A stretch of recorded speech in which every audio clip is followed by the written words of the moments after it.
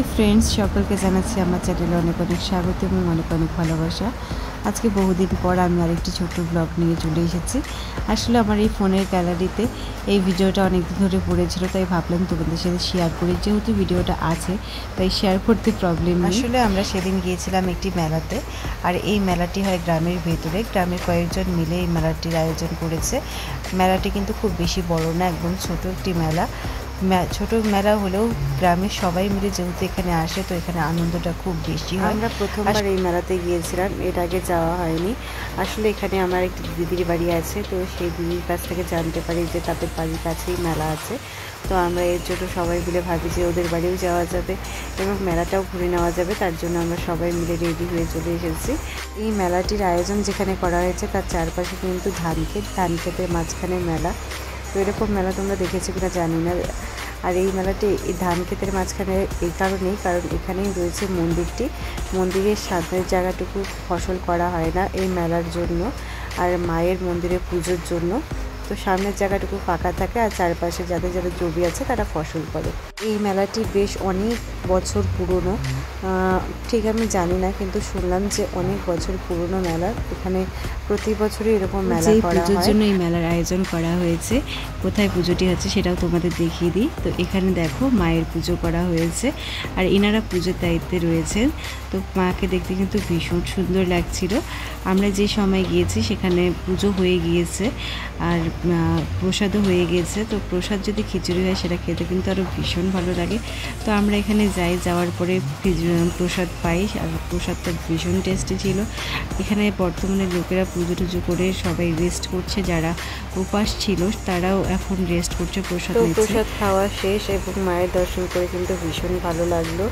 আর এখন আমি আর মা এখানে দাঁড়িয়ে আছি, কারণ সবাই মিলে গিয়েছে দোকানে, আর আমরা মা মেয়ে একটু দাঁড়িয়ে একটু রেস্ট করছি। তো যাই হোক, মেলা ঘোরা শেষ করার পরে আমরা এবার ভাবলাম যে কাছে দিদির বাড়িটি আছে সেই বাড়িতে ঘুরে যাই। তো মেলা তো আমাদের ঘোরা হয়ে গেল, আর মেলায় ঘুরতে আসবো এটা ভাবলে কিন্তু ভীষণ ভালো লাগে। কারণ এর আগেও আমরা অনেক মেলায় ঘুরেছি, আমাদের বাড়ি থেকে হয়তো অনেক দূরে, তাও আমরা গিয়েছি। আর এই মেলাটি কিন্তু আমাদের বাড়ি থেকে বেশি না, 20 মিনিটের রাস্তা। তো আমরা এখন মেলা টেলা ঘুরে সোজা চলে আসি দিদির বাড়িতে। আর এখানে আসার পরে আমার ভাগ্নি আমাদের নাচ দেখাচ্ছিল। ওর নাচ দেখে ভালোই লাগছিল, বাচ্চা মানুষ খুব আনন্দ করছিল। আর এই নাচটি হয়তো ও আর ওর বান্ধবী মিলে তুলেছে, কিন্তু ও নাচ দেখাচ্ছিল। ওর বান্ধবী একটু লাজুক টাইপের, তার জন্য ও নাচ দেখাতে আসেনি।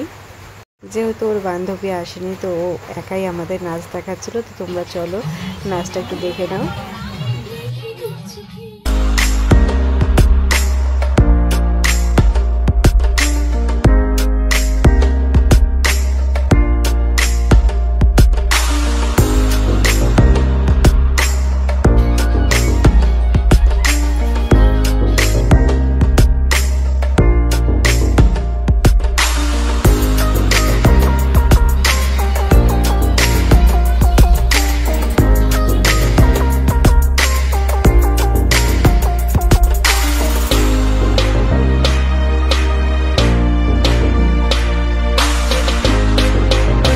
সেখানে ভাগ্নির নাচ দেখতে দেখতে আমরা এখানে চা টা খেয়ে নিই আর গল্প করে নিই। আর এখন দেখো ওর বান্ধবী চলে এসেছে, কিন্তু ও নাচছে না, কারণ ওর নাকি ভীষণ লজ্জা লাগে। আর ওরা দুজনে মিলেই নাচটি তুলেছিল, কিন্তু ও লজ্জার কারণে আর নাচেনি।